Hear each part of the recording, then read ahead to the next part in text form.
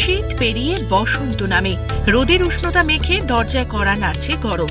March মাসের শুরু থেকেই বাড়ছে তাপমাত্রা।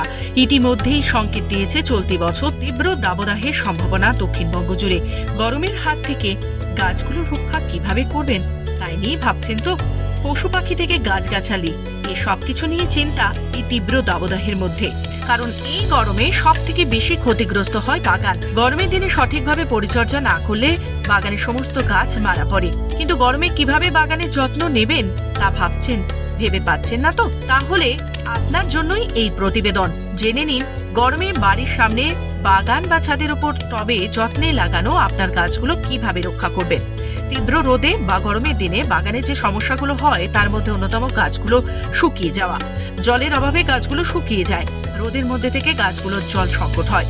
কিন্তু অনেক সময় দেখা যায় সকাল সন্ধ্যা দুবেলা গাছে জল দেওয়ার পরেও গাছ শুকিয়ে যাচ্ছে, যার অন্যতম কারণ জলের পাশাপাশি গাছটির পর্যাপ্ত ছায়া প্রয়োজন। সব থেকে বেশি সমস্যা দেখা যায় ছাদের ওপর টবে লাগানো গাছের। খোলা আকাশের নিচে একদিকে রোদের তাপ, অন্যদিকে ছাদের ওপর টবে থাকায় ছাদের গরমে টবের মাটি তাড়াতাড়ি শুকিয়ে যায়, ফলে গাছের শিকড় ক্ষতিগ্রস্ত হয়, গাছগুলো শুকিয়ে মারা যায়। তাই গরমের দিনে বাগানের প্রতি যত্ন নেওয়াটা খুবই গুরুত্বপূর্ণ।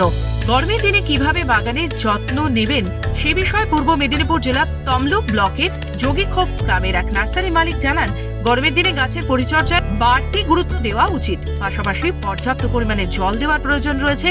তীব্র গরমের সময় অতিরিক্ত রাসায়নিক সার এবং খৈলের প্রয়োগে গাছের ক্ষতি হতে পারে। প্রথমে তো সবুজ নেটের ছাউনির বানাতে হবে, ছাদ থাকলে বা হচ্ছে যে নিচেতেও কিছু যদি চারা থেকে থাকে একটু ছাউনি বানাতে হবে প্রথম কথা। কেননা এখন রোদ্দুর যে তাপমাত্রা কোনোদিন ভালো আছে, কোনোদিন অত্যধিক বাড়ছে, এই তাপমাত্রা গাছ সহ্য করতে পারছে না।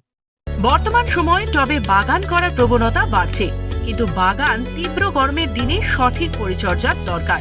বাগানের গাছ প্রাকৃতিক উপায়ে বেড়ে ওঠে না, ফলে গরমের কালে বাগান সুস্থ সবল রাখতে অবশ্যই নিয়ম বুঝে তাতে জল দিন এবং অতিরিক্ত তাপ যাতে তার গায়ে ক্ষতি করতে না পারে সেদিকে নজর রাখুন।